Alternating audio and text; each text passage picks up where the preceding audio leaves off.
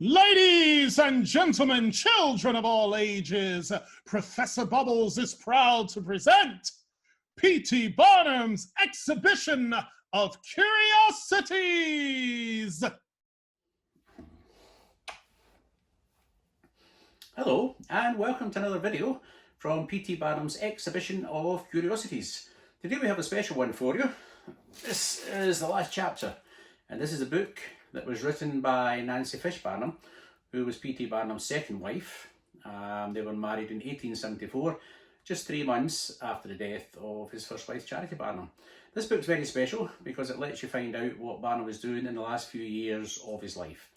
His own autobiography was very, very popular, and this is really just a follow-up to tell you what happens near the end. This is a very special book for me, and the reason why is because this book was made in a limited edition. It was only given to friends and family of P.T. Barnum when Nancy did write it.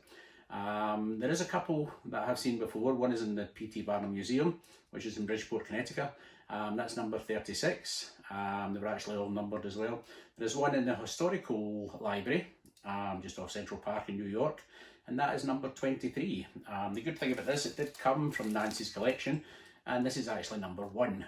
Okay, so hopefully you're going to enjoy it. What we have done for you, we have now changed it into an audiobook, which means straight after we do this, you can listen to the whole book. The book only lasts, it's only got 19 pages, and it lasts for about 22 minutes. Please do us one wee favour. If you do like this channel and you want to learn more about P.T. Barnum and curious subjects, then just subscribe.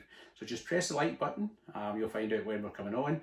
And if you subscribe to the channel, you'll get lots more things. So hopefully you'll enjoy it. What we have done is on the audiobook, I have put some pictures, and these pictures to relate to memorabilia that I do have of Nancy Fish Barnum. Okay, so enjoy the audiobook, and we'll see you again soon. Thank you. The last chapter.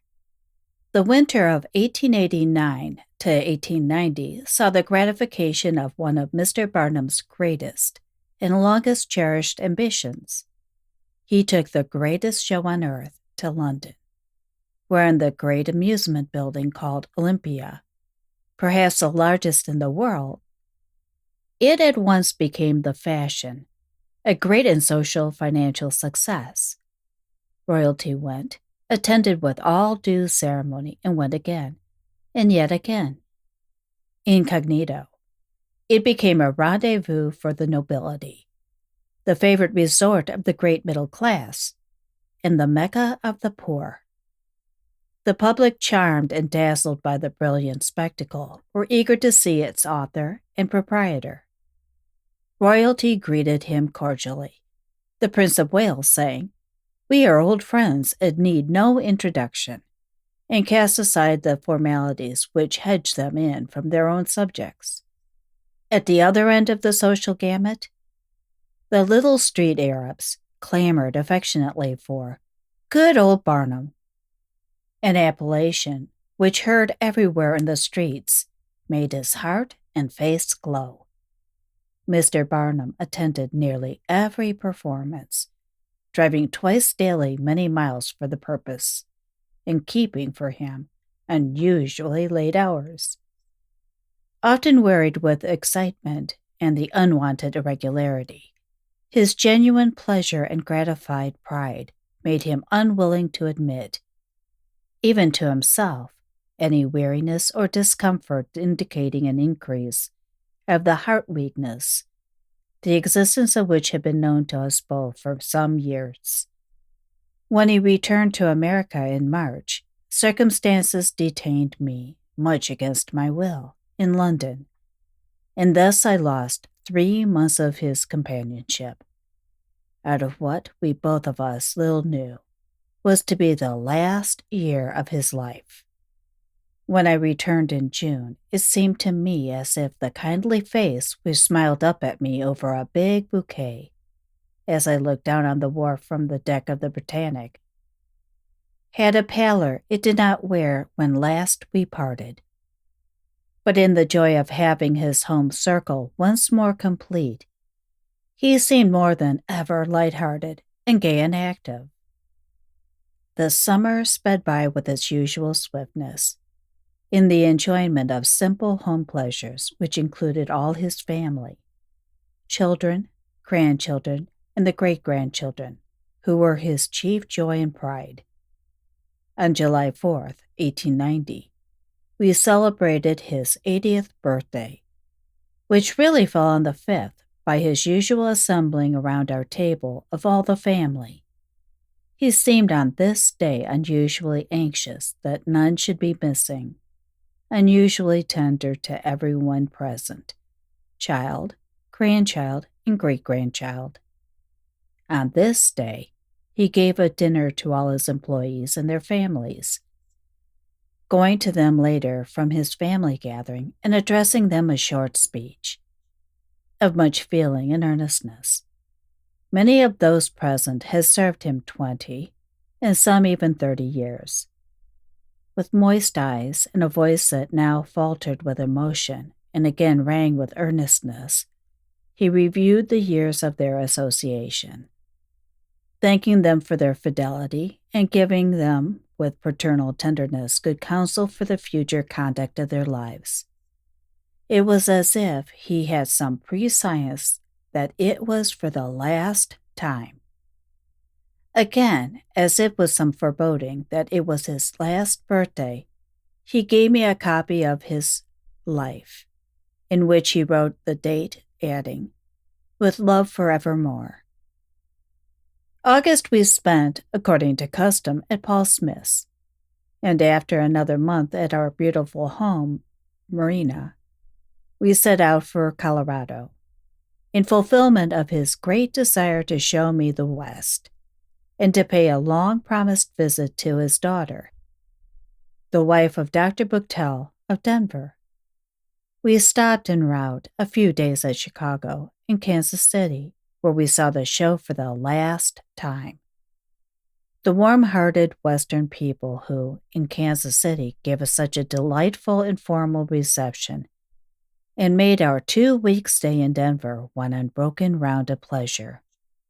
We'll never forget the hale, hearty, handsome old man, the incarnation of vigor and hilarity, who received every stranger as an old friend and greeted every former acquaintance with some allusion which showed a flattering clearness of recollection of their last meeting. Sir Edwin Arnold says in his preface to Japonica, "It is much if any man can register, amid the vicissitudes of time, one whole annus delectabilis, with none but delightful experiences and agreeable memories. It is much to be able to record 1 month of pleasure without alloy, and I can say of October 1890 that it was, for 2 people at least, a month of flawless happiness. Never so," Mr. Barnum said, "did he enjoy a journey so much as this, which we little dreamed was to be his last. Never had nature seemed to him so beautiful. He entered with boyish eagerness into every excursion, regardless of all entreaties to be careful, regardless of all cautions as to the possible ill effects of such an altitude. He was perfectly and exuberantly happy, thinking all the world fair, and all mankind true. No less happy was the coming home, rich in pleasant memories to Marina and our own folks. Coming events do not always cast their shadows before, and when, on November 6th, he was unusually drowsy and listless after his customary afternoon nap, it did not seem as if it could be the beginning of the end. But in the next 3 days, he developed acute congestion of the brain. By dint of great care and his good constitution, this danger was safely passed in 3 weeks, and he seemed then on the way to recovering his usual robust health. But the insidious heart weakness had in the meantime made decided progress, and the verdict of the physician was, "The end may not be near, but this is his last sickness." To this they added strictest cautions that the truth must be kept from the patient, as it might produce depression, and depression would quickly cause death. All excitement and fatigue were forbidden. Then began the cruel strain on those who loved him, and who, knowing the inevitable end, must yet enter into all his plans for the future. And while mourning the fading of the precious life, were obliged to answer cheerfully when he said, as he did so often, "Now I feel that I am really getting well," mercifully suffering scarcely at all. He was always cheerful, often merry. His room was the one bright spot in a sad house, and his hearty laugh was often heard. Each day, up to the last day he lived, he was dressed and spent several hours in the sunny bay window of his room, from which he could see the park, beyond that the Sound, and still beyond the faint line of Long Island. Keeping his hold on all his business affairs, he exercised his usual shrewdness and direction then, carrying out transactions involving hundreds of thousands of dollars. One of these was the erection of a block of business buildings. The name, fame, and interest of the greatest show on earth were near to his heart as ever, and he worked hard, alone and in collaboration with Mr. Bailey, to secure new features and superior general excellence for the season of 1891. His hearty cooperation was a great help and comfort to Mr. Bailey, who hoped against hope that his old friend and partner would be spared yet many years. An inimitable storyteller, he was eager as ever to procure a good story, and was then boyishly impatient to relate it. Among his most appreciative listeners was his friend and lawyer, Mr. Curtis Thompson, for whom, having got a new and good anecdote, he would send at once, and, as he entered the room, greet him with a jovial, "Well, Curtis, I don't want you on business, but I will pay you just the same. I have heard such a good story," etc., etc. Then followed roars of laughter, and it was hard to realize that the loudest and heartiest was that of a dying man. Determined to live, he was docile in following the doctor's injunctions, and bore with unwavering patience a confinement that must have been very irksome to a man of such active habits. But he never murmured. Generous as ever and sensitive to the sufferings of others, he signalized every holiday by remembering, out of his abundance, institutions and individuals in need. At Thanksgiving, he presented a parsonage to the Church of the Redeemer, of which he had been a member, and very largely a supporter for many years. At Christmas, he gave generously to the poor and sick, the widowed and orphans. In the name of his beloved great-grandchildren, he sent toys to the less fortunate little ones of the poor. To every society working for the good and comfort of the people of Bridgeport, he sent liberal subscriptions. At this time, he matured his plan of providing a permanent home for the Bridgeport Scientific, Historical, and Medical Societies. On March 16, 1891, he signed the contract for the handsome brownstone building on the corner of Main and Gilbert Streets, one of the chief ornaments of Bridgeport, and quite worthy of the generous donor.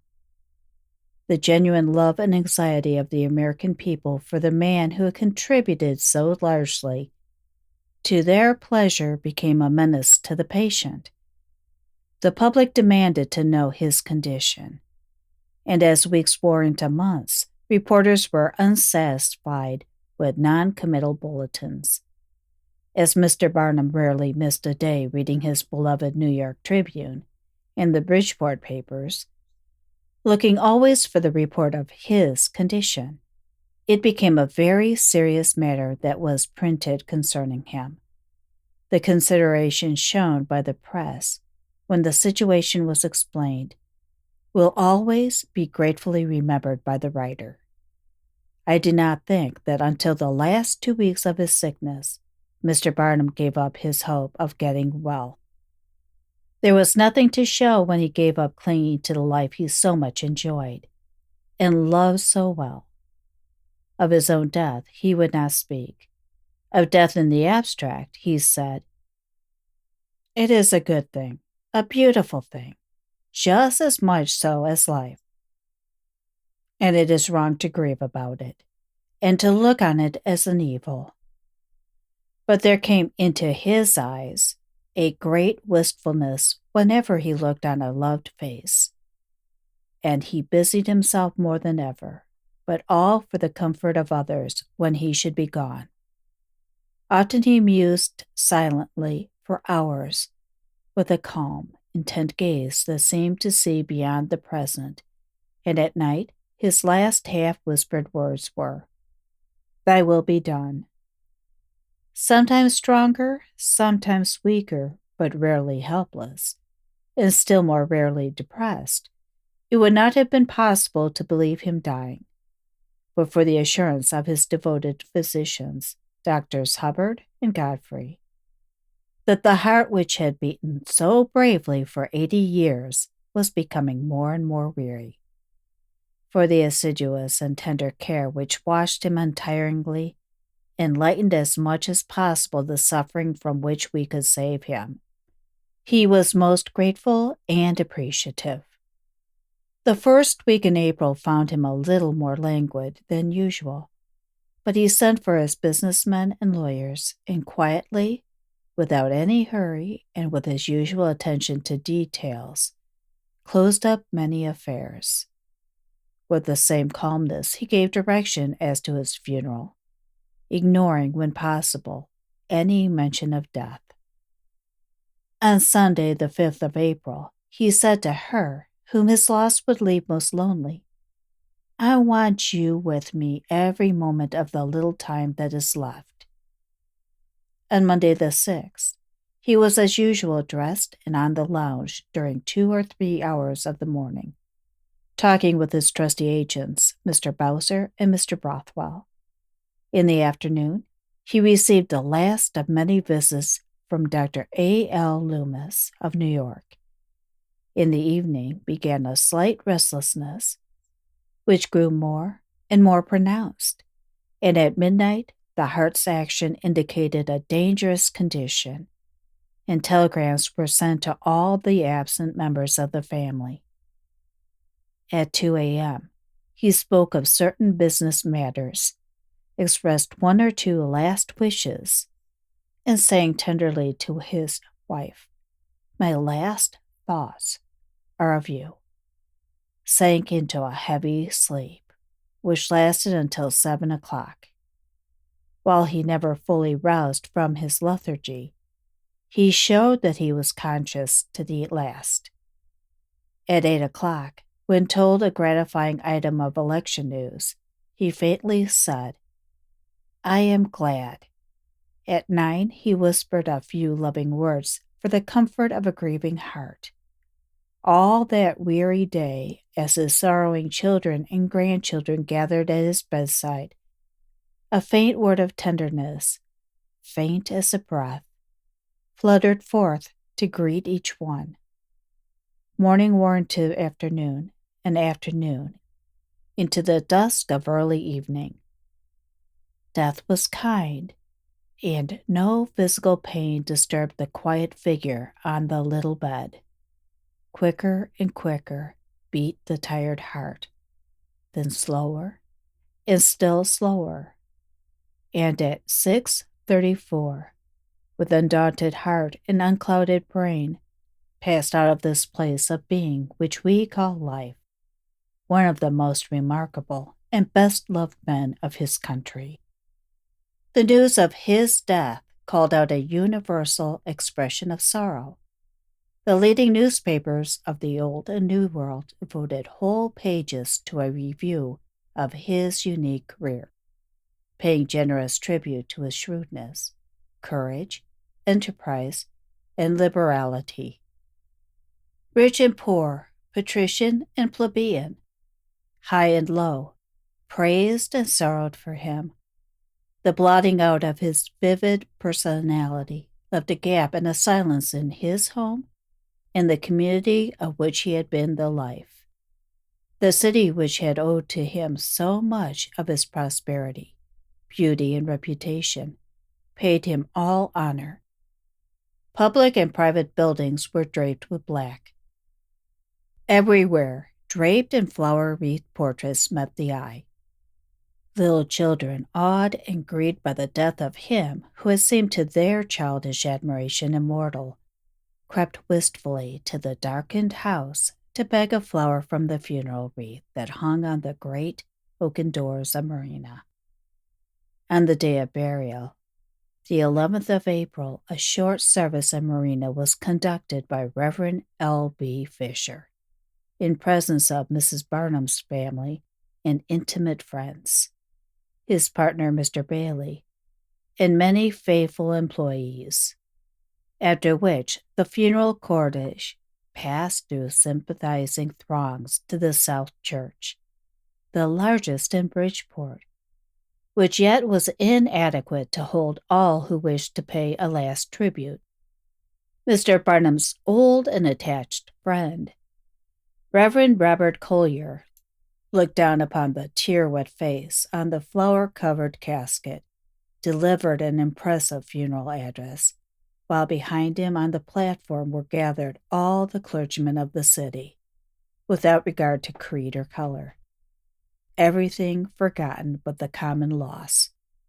In accordance with Mr. Barnum's wish, the text, Luke 22-24, "Not my will but thine be done," was the motive of the address, and hymns by Whittier and Holmes, with whose views of life and death he had been in such sympathy, were sung.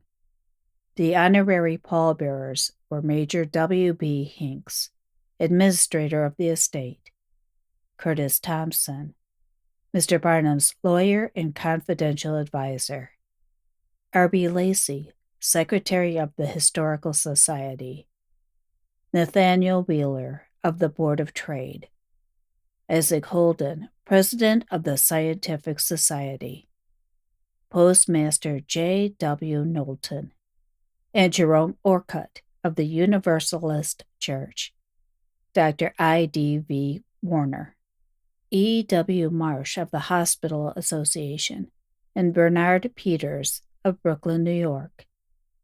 If there were need of material monuments to keep his name and memory from oblivion, these are not wanting. Among the chief is the magnificent granite museum of natural history, which he built and presented to Tufts College, and which he liberally endowed at his death. A fine bronze statue of himself, a perfect portrait by Thomas Ball, was presented to the city of Bridgeport by his former partners, Jas A. Bailey, Jas L. Hutchinson, and W. W. Cole. This now stands on a superbly sculptured granite pedestal, the gift of the citizens of Bridgeport in the beautiful seaside park, of which he was one of the founders and the largest donor. It is a particularly well-chosen site, his favorite summer day haunt on the margin of the Sound and within sight of his former home. But a better fame is his, for, though the busy hands are folded, the cheery voice stilled, and the kindly smile hid forever, he lives in the love of his devoted family, in the hearts of all who came within the circle of his wonderfully magnetic personality. And it will be long ere the world forgets P.T. Barnum.